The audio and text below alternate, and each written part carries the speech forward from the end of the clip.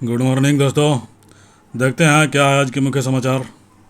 यह BBC news का home page. इस पर देखिए क्या है हमारा हेडलाइन। सऊदी अरब और रूस ने भारत की अध्यक्षता वाली बैठक में सहमति क्यों नहीं बनने दी।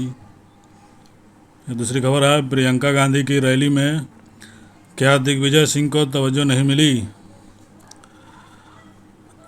यह मनोज तिवारी का कहना है कि सांसद मनोज तिवारी ने सांसदों के लिए कहा, इन बेशर्मों को कौन समझाए। इजराइल गहरे संकट में फंसा, नहीं माने नेतन्याहू। और यह है 24 जुलाई की खबर, यानी कल की खबर है। प्यार में पाकिस्तान पहुंची अंजू ने कहा, शादी के लिए इस्लाम कबूल नहीं करूंगी। चलिए देखते हैं हमारी पहली खबर, इसके बारे में थोड़ा सा पढ़ते हैं। सऊदी अरब और रूस ने भारत की अध्यक्षता वाली बैठक में सहमति क्यों नहीं बनने दी। देखते हैं। दुनिया की 20 बड़ी अर्थव्यवस्थाओं वाले समूह G20 की अध्यक्षता इस साल भारत के पास है। भारत के पास G20 की कमान तब आई जब दुनिया यूक्रेन में रूस के हमले के कारण बुरी तरह से बंटी हुई है।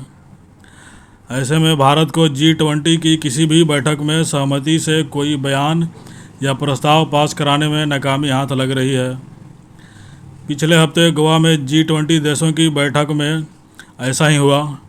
सऊदी अरब ने जीवाश्म ईंधन के सीमित इस्तेमाल को लेकर बैठक में आम सहमति नहीं बनने दी। सऊदी अरब को इसमें रूस का भी साथ मिला। ऐसा तब है जब रूस और सऊदी अरब भारत के बड़े तेल आपूर्तिकर्ता देश हैं। समाचार एजेंसी रॉयटर्स के मुताबिक सऊदी अरब के नेतृत्व में कई देशों ने जीवाश्म ईंधन के उपयोग को कम करने के G20 देशों के इस कदम का विरोध किया है। इस कदम को भविष्य में तेल, गैस और कोयले की भूमिका को लेकर वैश्विक तनाव का संकेत माना जा रहा है, क्योंकि दुनिया जलवायु परिवर्तन के संकट से जूझ रही है। गोवा में हुई बैठक के बाद G20 देशों की तरफ से एक सारांश दस्तावेज जारी किया गया। इस दस्तावेज में कुछ सदस्य देशों ने विभिन्न राष्ट्रीय परिस्थितियों के अनुरूप जीवाश्म ईंधन के उपयोग में कटौती करने की आवश्यकता पर जोर दिया है, जबकि कई देश इसके खिलाफ थे। यह देश जीवाश्म ईंधन में कटौती करने के बजाय ग्रीन हाउस गैस उत्सर्जन को नियंत्रित करने के लिए टेक्नोलॉजी के विकास पर जोर देने की बात कर रहे हैं।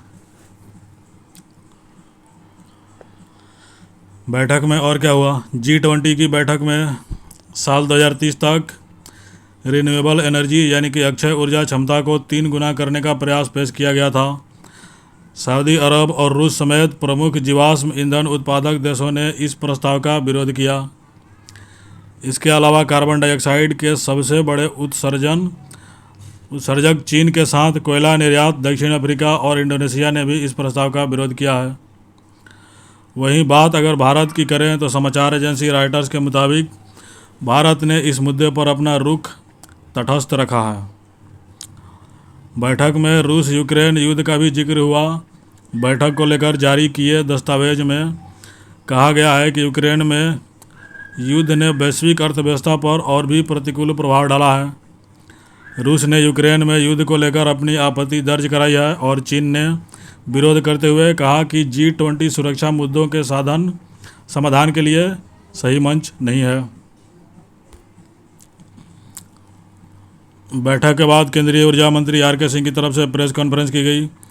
इस दौरान उन्होंने कहा कि मुझे लगता है कि यह सम्मेलन G20 के इतिहास में सबसे सफल सम्मेलनों में से एक था। इसको लेकर हमारी पूरी सहमति थी। यहाँ तक कि G20 का सवाल है, हमारे बीच 29 में से 22 बातें पर सहमति थी और कुछ बातों को लेकर असहमति भी है। जीवाश्म ईंधन को लेकर पूछे गए सवाल पर केंद्रीय मंत्री कहते हैं कि कुछ देशों ने महसूस किया कि जीवाश्म ईंधन को चरणबद्ध तरीके से कम करने के बजाय कार्बन कैप्चर और स्टोरेज के विकल्प भी मौजूद हैं जो कि वैध हैं, लेकिन G20 का बड़ा हिस्सा जीवाश्म ईंधन के बेरोकटोक उपयोग को चरणबद्ध तरीके से कम करने के पक्ष में था, इसलिए इस पर कोई सर्वसम्मति नहीं बन पाई। दूसरी खबर देखते हैं। इजराइल गहरे घरेलू संकट में फंसा, नहीं माने नेतन्याहू। देखिए ये इजराइल की खबर क्या कर रही है। इजराइल इन दिनों अपने इतिहास में सबसे गंभीर घरेलू संकट से घिरा हुआ है। इजरायली सांसदों ने कड़े विरोध के बावजूद न्यायिक सुधार से जुड़े विवादित विधेयक को पास कर दिया है। इसके कानून बनने से अब सुप्रीम कोर्ट के पास मौजूदा सरकार के फैसलों को पलटने की शक्ति खत्म हो जाएगी। सरकार का तर्क है कि शक्तियों को असंतुलन को सुधारने के लिए नया कानून लाना जरूरी है। सरकार का मानना है कि हालिया दशकों में सरकारी फैसलों में अदालतों की दखलंदाजी खूब बढ़ गई है। विपक्षियों के बहिष्कार के बीच सोमवार को विधेयक 64 वोटों से पारित किया गया। संसद में अपनी टिप्पणी में विपक्षी नेता आयर लैपिड ने इस कदम को इजराइल के बहुमत पर एक अति अल्पसंख्यक द्वारा कब्जा कहा है, लेकिन पीएम बेंजामिन नेतन्याहू ने इस बात पर जोर दिया कि कानून आने के बाद भी अदालतें स्वतंत्र रहेंगी। इजराइल में न्याय व्यवस्था के काम करने के तरीकों में बदलाव की सरकारी योजना के खिलाफ सड़कों पर हजारों लोग उतरे हुए हैं। आइए जानते हैं इजराइल में इस समय क्या हो रहा है। इस साल की शुरुआत से ही हर सप्ताह सरकार की न्यायिक सुधार योजना के खिलाफ इजराइल की जनता विरोध प्रदर्शन कर रही है। धीरे धीरे यह प्रदर्शन बढ़ रहे हैं और अब देश भर के बड़े शहरों और कस्बों की सड़कों पर सैकड़ों हजारों लोगों का हजूम है। इसे बेपरवाह सरकार ने सोमवार को न्यायिक सुधार विधेयक को कानून के तौर पर पारित कर दिया। इस कानून के जरिए देश में सुप्रीम कोर्ट से सरकारी फैसलों को रद्द करने की शक्ति को अतार्किक बताते हुए ख़त्म कर दिया गया है।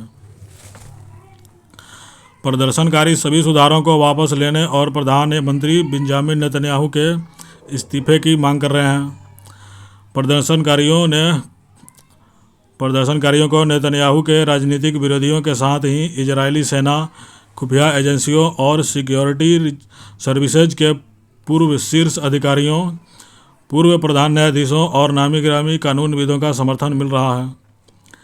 इजरायली सरकार के इस कदम ने कई पक्षों में गहरी चिंता पैदा कर दी है।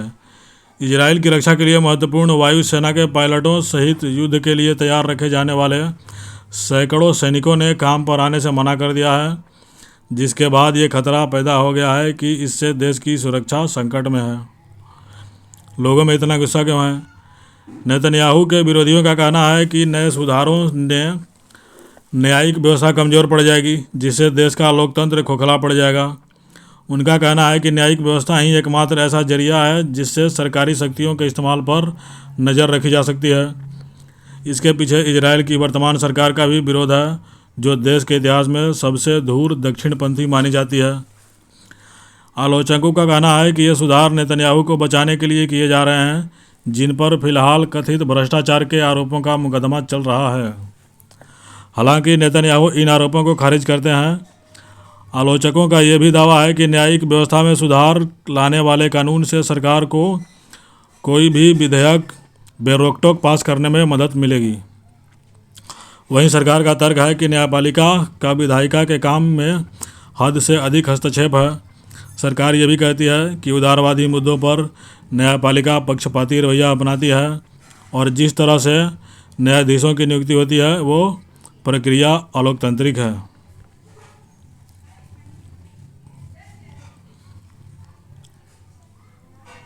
प्रियंका गांधी के बाद थोड़ा पढ़ते हैं।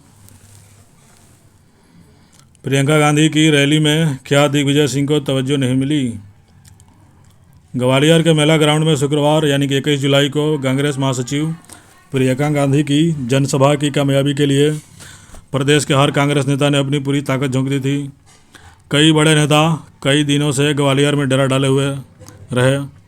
ग्वालियर और उसके आसपास का इलाका कांग्रेस के लिए इस बार के विधानसभा के चुनाव में बहुत अहमियत रखता है, खासतौर पर चंबल और मुरैना का इलाका, जहां हमेशा से ही सिंधिया राजघराने का बड़ा प्रभाव रहा है। कांग्रेस के एक गुट पर तो पूरी तरह से सिंधिया राजघराने का ही आधिपत्य तब तक रहा जब तक ज्योतिरादित्य सिंधिया अपने 22 समर्थक विधायकों और कई नेताओं के साथ भारतीय जनता पार्टी में शामिल नहीं हो गए। वर्ष 2018 के विधानसभा चुनाव तक मध्य प्रदेश कांग्रेस में मुख्य तौर पर 3 गुट ही ऐसे माने जाते रहे जिनकी प्रदेश या पार्टी के राजनीति पर असरदार पकड़ रही। पूर्व मुख्यमंत्री कमलनाथ का गुट, पूर्व मुख्यमंत्री दिग्विजय सिंह और ज्योतिरादित्य सिंधिया का गुट।